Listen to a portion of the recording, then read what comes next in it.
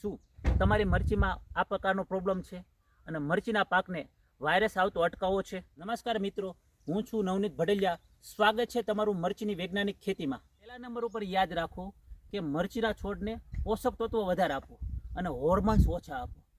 પોષક તત્વો જો છોડને વધારે મળશે તો એમાં વધારે શક્તિ રહેશે અને પોષક તત્વોમાં તમારે ફોસ્ફરસ, પોટાશ, આયરન, ઝીંક, મેગ્નેશિયમ, કોપર, બોરોન આવા તત્વો આપો. આ પોષક તત્વો થોડા વધારે પ્રમાણમાં આપવા, એટલે કે એક્સ્ટ્રા પ્રમાણમાં આપવા.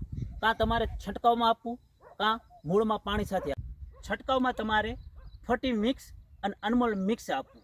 એની સાથે કોઈ પણ જંતુનાશક દવા આપી શકાય અને મૂળમાં પાણી સાથે 050-66 અને અનમોલ રિસર્ચ આપવું. બીજા નંબર ઉપર યાદ રાખો કે મરચીમાં ઉરિયા બંધ કરજો.